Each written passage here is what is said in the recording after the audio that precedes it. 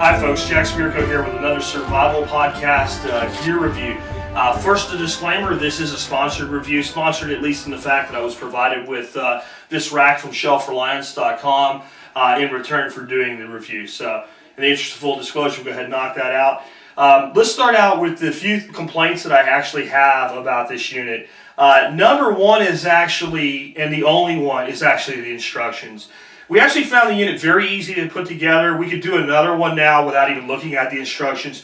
Very simple, assembles without any tools whatsoever other than a hammer and a wood block, which you'll see in the slide to show you how we use that, because we didn't have a rubber mallet up here at the bug out location, or a rubber mallet or plastic hammer, simply locking these pieces in place by using a pounding axe. So it was easy to do. Inserting the plastic tracks was actually easy. But this is one of the places we had some confusion when we were reading the instructions. It was really hard to understand the text, and there was no real good images. So if I were Shelf Reliance, what I would actually do is I would take one of these racks, spray paint it white in the factory, and put some photographs that show some contrast. The big problem is it says it attaches to 3 bars, with 2 of them being right here for this rack and 1 being in the back that you can't see. The back actually attaches. These just kind of set in place. But since it says attach, and there's a little crease up in the top of this piece, you end up trying to install it. Once you figure out that you're supposed to set it in there, it goes really, really quick. The other complaint I had about the instructions is the top piece here with the Shelf Reliance logo, this piece goes on last.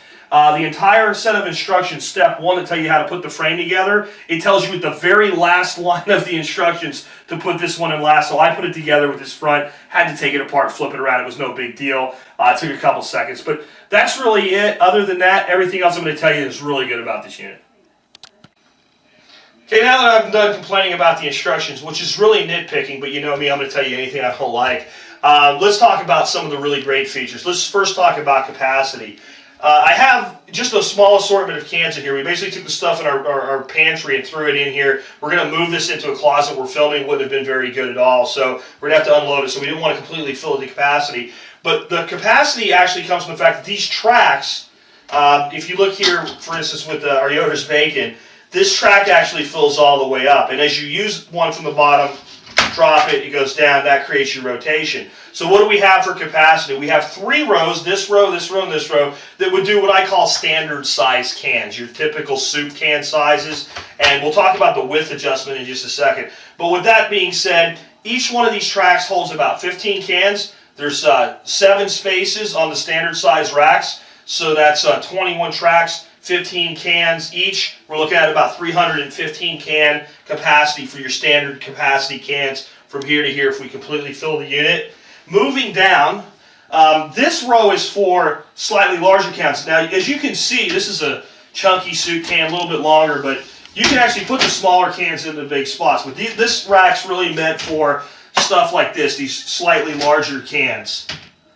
And it holds about 10 cans to each track. There's 6 rows, so they've got another 60 cans.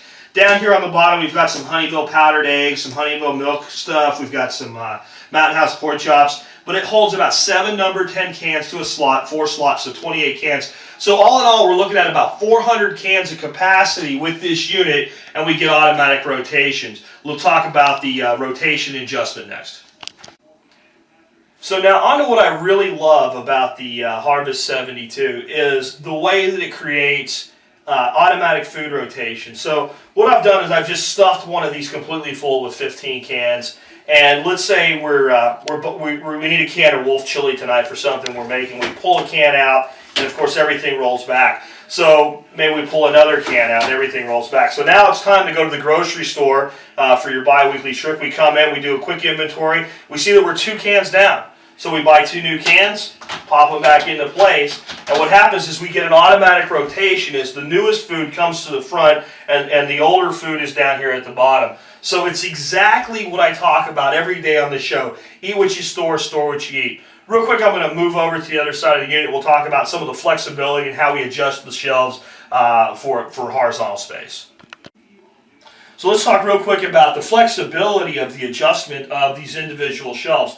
As you can see, it uses these little gadgets, these little clip deals, and there's some little locking studs underneath each thing, and that allows you to adjust vertically, and it's quite flexible. As you can see, we can take kind of a stout, standard size can, but the stouter thing like corn usually comes in, and we can adjust it down for that. We can even adjust down to things like tomato paste and make that part of our rotation in our pantry.